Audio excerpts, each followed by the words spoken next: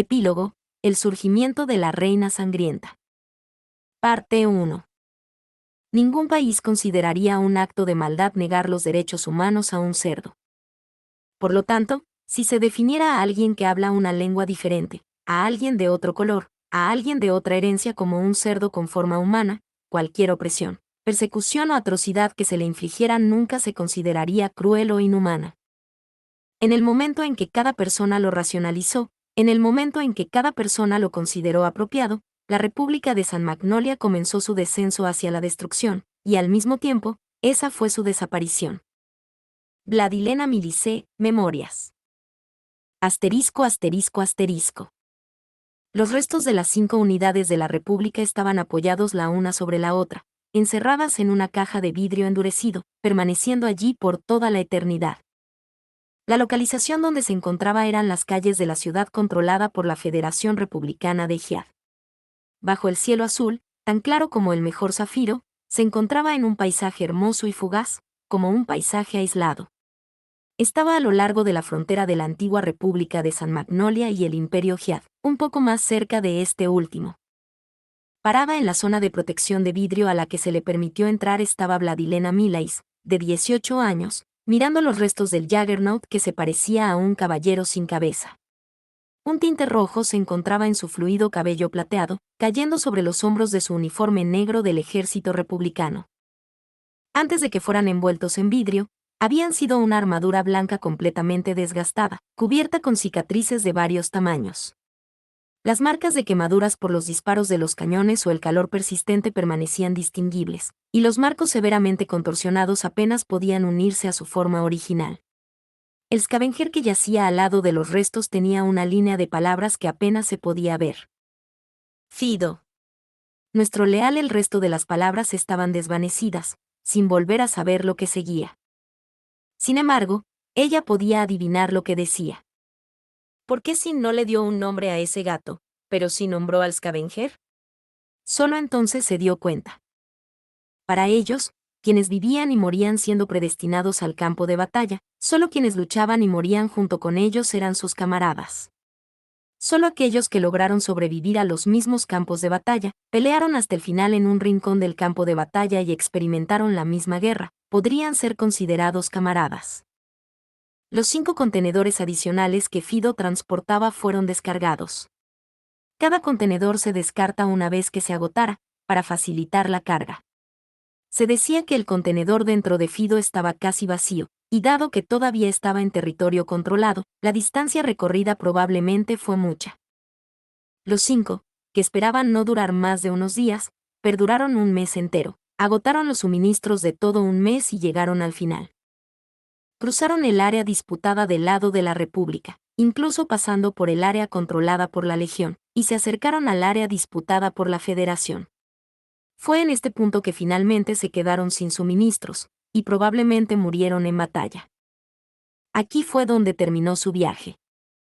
Sin dejó las placas con los 576 nombres grabados en ellas, y se decía que las placas fueron descubiertas en medio de los restos del Juggernaut. Esas placas fueron retiradas temporalmente cuando el ataúd de cristal fue hecho, las duplicaron, grabaron los nombres y las devolvieron. Hace 2 años, Sin vino aquí. Sin embargo, la República no pudo seguir sus pasos. La República fue aniquilada. Como Sin había predicho en aquel entonces, cayó debido a su arrogancia. *****. Desde entonces, Lena fue nombrada como handler de otro escuadrón, a cargo de comandar sus operaciones. Ella no peleó junto a ellos. Sabía muy bien que todo lo que podía hacer en el campo de batalla era sacrificarlos. Si morían, eso era todo, y dado que no podía luchar junto con Sin y los demás hasta el final, la imagen de una heroína trágica no coincidía para nada con ella. Ella había presentado su informe sobre las ovejas negras, los pastores y el cañón de larga distancia, pero sus superiores los habían desechado como divagaciones de los 86 y los rumores no confirmados, dejándolos a un lado. Incluso la falta de mantenimiento de los cañones de intercepción nunca se resolvió. Las batallas en esa zona eran igual de intensas, los procesadores fueron sacrificados uno tras otro. Sin embargo, Lena no solo hizo que murieran, sino que lideró personalmente la batalla, al mando de sus subordinados sin piedad, exprimiendo cada gota de su sangre. Antes de que ella lo supiera, Lena había conseguido un apodo: la Reina Sangrienta. Probablemente derivado de su nombre. Aunque se parecía a un antagonista de una película de tercera categoría, Lena no estaba particularmente preocupada por eso. Ella los pisoteaba, los obligaba a luchar y, sin embargo, no pudo salvar a ninguno de ellos. Tal apodo era acorde con su crueldad y arrogancia. Sin embargo, las tasas de supervivencia de su escuadrón eran muy superiores a las demás, e incluso después de un año, no había necesidad de reorganización. Lentamente, el escuadrón a su cargo fue apodado los Hombres de la Reina. Cuando no había misiones, ella visitaba a aquellos que se habían opuesto a la contención, a aquellos que habían escondido a sus amigos o parientes, a antiguos handlers que renunciaron cuando se enfrentaban al cargo de conciencia, y que grabaron los nombres de los 86 que recordaban, sus historias, sus palabras. El país se había deshecho de su existencia, pero no podía deshacerse de sus recuerdos. Entonces, pensó, si algún día la República fuera borrada, quería que todo el mundo supiera de esta historia. Y el momento crucial ocurrió. Era el Día Nacional de la República. El mejor estudiante de la escuela secundaria ese año se levantó en el escenario y pronunció un discurso en la reunión. Ese chico tenía una edad similar a la de Lena, y solo podía recordar sus ojos llenos de furia. De mis compañeros de clase, muchos de ellos lucharon y murieron. Hubo una ligera conmoción en la audiencia, mostrando sus condolencias hacia el orador. Algunos de ellos lloraron. El chico bajó la mirada fríamente sobre ellos, y de repente gritó agitadamente: «Son ridiculizados por este país, llamando los 86. Murieron en el campo de batalla, pero quien los sentenció a muerte fue este país. ¿Cuánto más va a durar esto?». Nadie en la audiencia estaba de acuerdo con ellos. Algunos se burlaban de él por no saber la diferencia entre un humano y un cerdo. Algunos estaban tan indignados como él, pero se mordían los labios en silencio. La mayoría de ellos permanecieron insensibles, sin embargo, y no prestaron atención a sus palabras, actuando como si fueran cadáveres. Los ataques enemigos desde el norte siempre habían sido los más débiles, pero esa noche, un ejército sin precedentes y gigantesco de repente hizo un ataque. Las defensas fueron inmediatamente abrumadas por la enorme diferencia en número. No se le informó al handler a cargo de que sus fuerzas fueron aniquiladas. No era por venganza, sino porque los handlers que deberían haber cumplido con sus responsabilidades estaban festejando y celebrando, ninguno de ellos se sincronizó con sus subordinados. Como ninguno cumplió con su deber, no hubo necesidad de que se les informara. La mayoría de los cañones de intercepción no se pudieron activar, y los pocos que podían disparar normalmente estallaron debido a los Scorpions, junto con la zona de minas terrestres. Los pocos disparos que apenas salían fueron derribados por el Stachelschwein antes de que pudieran explotar. E incluso la última línea de defensas, el Gran Muro, fue fácilmente penetrada. El Morfo. Un tipo de cañón de riel que dispara proyectiles a una velocidad asombrosa de 8.000 metros por segundo. Era un nuevo tipo de enemigo que el escuadrón Spearhead había encontrado e informado, solo para que los superiores deshicieran el informe. Enfrentados con el poder destructivo y aterrador del cañón de riel y los intensos bombardeos, las fortificaciones defensivas estaban simplemente desprotegidas, siendo objetivos que se destruyeron al instante. Para cuando el gobierno entendió lo que estaba pasando, la Legión había invadido las 85 zonas. En los últimos 11 años, los ciudadanos habían dejado toda la responsabilidad de pelear a los 86, así que, naturalmente, no podían pelear. Una semana después cayó.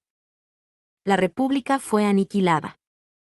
No era un castigo, ya que ninguno de ellos murió lamentando su degradación y crueldad. La mayoría de ellos lamentaba la incompetencia de los 86, lamentando su inocencia y muertes prematuras. Para los pecadores que no conocían sus obras, la muerte no era un castigo. Como ella estaba en la primera área, Lena logró evitar el ataque del norte. Al mismo tiempo, ella estaba ampliamente preparada y logró implementar contramedidas. Tenía a todos los cañones pesados cerca de las minas terrestres disparando estas últimas. Abrió un camino a través de ellas y las puertas del Gran Muro. con la función oculta que Annette había implementado, tenía a todos los procesadores supervivientes sincronizados, y les pidió que lucharan dentro de los 85 puntos. Los hombres de la reina, los miembros de los escuadrones a su cargo y otras fuerzas respondieron a su llamado. Por supuesto, no todos estaban dispuestos a luchar por la bondad de su corazón. La mayoría de ellos buscaba mejores condiciones de vida dentro de las 85 áreas, incluidas la electricidad y plantas de producción, y otros vinieron para ayudar a sus camaradas que estaban atrapados en otros escuadrones y en los campos de concentración. Una vez que fueron reunidas estas fuerzas, Lena lideró las defensas. Algunos salvas montaron los Juggernauts de repuesto y sucumbieron a la desesperación, y otros ciudadanos estaban demasiado ocupados tropezando, cayendo en la desesperación. Algunos mostraron abiertamente su furia y desdén contra los 86, pero esta vez, la situación había cambiado en comparación con la situación anterior. Las armas poderosas y el poder de fuego no estaban en sus manos, sino en manos de los 86. Ante el feroz enemigo, los 86 continuaron concentrándose en luchar y resistieron, sin querer ser parte de ninguna estúpida lucha interna. Sin embargo, si la batalla continuaba un poco más, las consecuencias habrían sido impredecibles. 2 meses después de la batalla defensiva, recibieron refuerzos de un país vecino. Sus refuerzos vinieron de un país en el lejano oriente que había cruzado los territorios controlados por la Legión y sus fronteras. La Federación Jihad, que había vencido al Imperio, y renació como una república. Mientras que la mayoría de la Legión se concentraba en el norte, ellos entraron por el delgado frente de batalla oriental. Poco después de que el Imperio declarara la guerra, fue destruido debido a una revolución civil, y lo que los otros países escucharon fue una transmisión inalámbrica de lo último que quedaba. Parecía que en sus esfuerzos por eliminar al resto por parte del Imperio, la Federación había sido considerada como enemiga, y había estado recibiendo una lucha interna durante 10 años. Muchos de sus ciudadanos se unieron voluntariamente al ejército, porque creían firmemente en proteger a su país, a sus compatriotas, era su deber como ciudadanos, que admiraban los ideales de una república, hasta el punto de poder destruir su propio país y recuperar lentamente sus tierras. Con las armas más avanzadas y un ejército de élite, la marea comenzó a disminuir. La primera área fue recuperada, pero hubo fricción entre ellos. Los ciudadanos de la República celebraban la llegada de la Federación, pero las cosas no terminaban allí. Por alguna razón, la Federación sabía muy bien de las atrocidades que la República le hizo a la gente de la Federación y a los Colorata considerados como 86. Antes de atacar las 85 zonas, la Federación salvó a los 86 sobrevivientes de los campos de concentración y las bases de la primera línea, y habían sido testigos del destino trágico de los oprimidos. Ya que odian los otros colores, pueden teñir su bandera completamente de blanco. Así el comandante de los refuerzos le gritó al presidente y al gabinete interno de la República.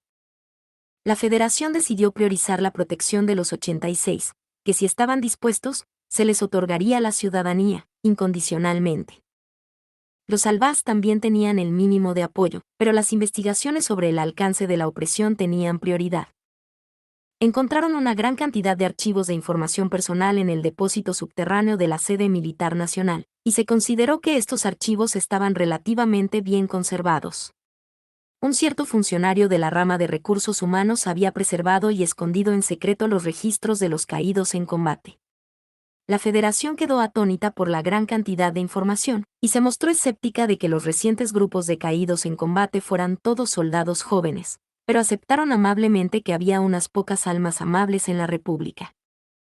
Sin embargo, encontraron los registros de los detenidos en los campos de concentración, escucharon a los sobrevivientes describir las circunstancias en que vivían y encontraron una gran cantidad de huesos cerca de los campos y bases que no habían sido enterrados a tiempo.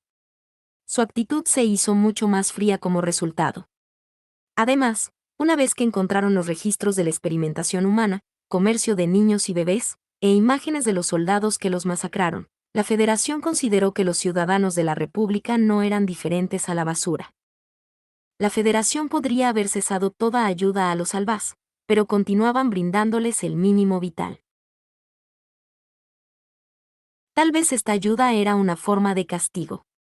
Escoria deberían de ser, pero no les haremos lo mismo a ustedes, o también nos volveríamos como ustedes. Aquellos que conocían su propio pecado estarían avergonzados. Esos cerdos que no lo reconocían no eran diferentes a los muertos. Este era un juicio silencioso. Después de reclamar las zonas al norte de la primera zona, la Federación exigió que los oficiales de la antigua República reforzaran sus filas, nombrando a un comandante de las fuerzas de contraataque o a un asesor. La mayoría de ellos dudó, pero Lena respondió la llamada. Por lo tanto, ella estaba parada aquí. Asterisco, asterisco, asterisco. Lena dejó la vitrina y, desde la calle, recogió una pequeña bolsa junto con una jaula que contenía un gato negro con patas blancas, volviendo a las filas. De pie en este jardín de una rapsódica primavera estaban los restos de los Jaggernauts, junto con las placas en piedra que contenían 576 nombres. Estas eran sus lápidas, que habían llegado a este lugar, después de todas las batallas, después de todo el tiempo que habían sobrevivido. Como no tenía idea de que las tumbas estaban allí, no había preparado flores, y nunca podría haberlo hecho. Ella no llegó aquí por su propia fuerza, y no tenía derecho a presentarles flores. Frente a los altos mandos de la Federación que la aguardaban, bajó la cabeza ligeramente. Mis disculpas, Su Excelencia. Le he hecho esperar. Para nada. De ninguna manera es perder el tiempo el estar de luto por los muertos que esperan. Mostrando una sonrisa tranquila, se encontraba un jet de mediana edad y alto rango, que se parecía más a un erudito que a un alto funcionario del gobierno. Sus gafas de marco redondo tenían un gran aumento en las lentes, su pelo negro tenía algo de blanco, y estaba vestido con un rojo ordinario. Sus amables ojos que no mostraban ofensa se dirigían hacia Lena, que estaba vestida de negro, con una parte del pelo teñida de rojo. El rojo que simboliza la sangre que fluye, mientras que el negro representa el lamento por los muertos, reina sangrienta. De hecho, muchos en la Federación sentían que no había necesidad de salvar a la escoria de la República, que simplemente deberían proteger a sus compatriotas colorata, pero ver a personas como usted nos hace pensar que sí, nuestra decisión sigue siendo correcta. Bienvenida, Coronel Milicé. La Federación GIAD le da la bienvenida a su llegada. Al ver su sonrisa de bienvenida, Lena le regresó una algo perturbada, negando con la cabeza. La sangre que fluía pertenecía a otros, y quienes murieron fueron todos sus subordinados.